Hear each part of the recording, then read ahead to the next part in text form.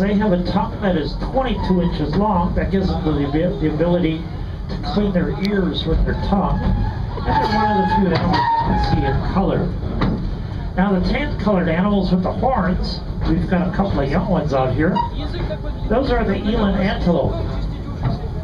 The eland antelope can weigh as much as a ton, and from a standing start jump as much as 8 feet.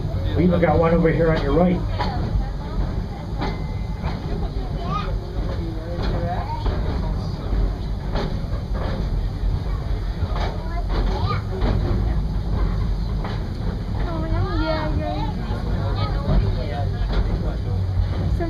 Altogether, we have about 17 giraffes out here. Here at Busch Gardens, we have about 38 zebras. Mother Nature's been very busy this summer.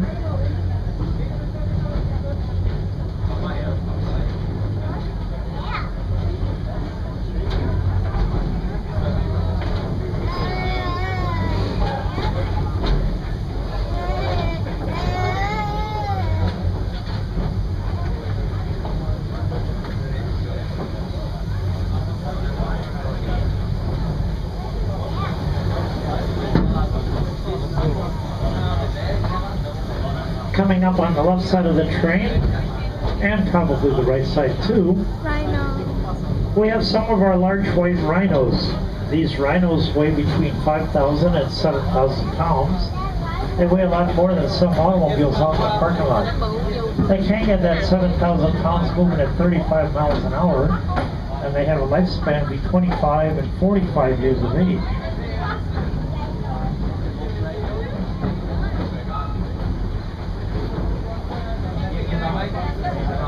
And I guess they're all over here on your left. Last trip we came by here, they were over here on the right, sitting in the mud. If you want to make a rhino really happy, just give them a lot of mud to roll around in.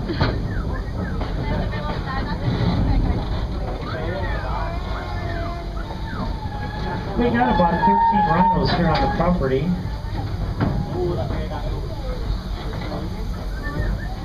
Hình như đưa chiếc xe đó.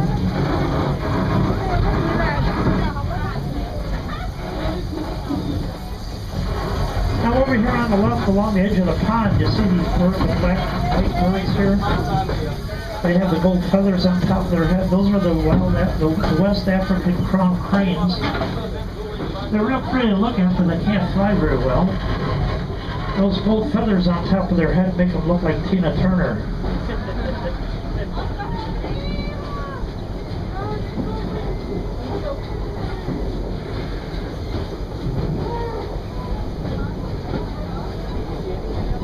And on the other side of the pond over there underneath that tree, those black British type animals, those are the white-bearded wildebeest. They're a favorite meal of lions and hyenas.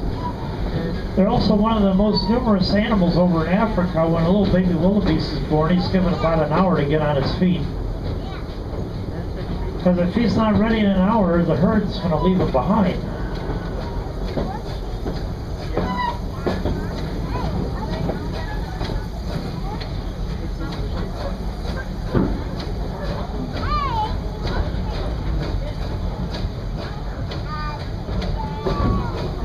Now, for those of you that are new to Florida, you notice that on a lot of these trees, there's this gray matter hanging from the trees. That is what they call Spanish moss. That is not part of the tree. It has no root system in the tree or in the ground. It's an air plant.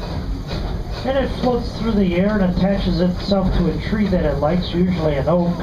You'll notice you don't have any on the palm trees. It'll multiply itself on these oak trees, and it'll multiply and multiply and multiply. Eventually the tree will be covered with that stuff, and eventually the tree will die. Now, back in the days of the pirates, they used to use that Spanish moss to stuff their pillows and mattresses on their pirate ships. And even Henry Ford had the bright idea to use that Spanish moss to stuff the seat cushions on his brand new automobiles. If you were to do that today, I would strongly suggest taking that Spanish moss and running it through the microwave for a little bit. There's a little bug that grows in that Spanish moss and it'll make you itch like crazy.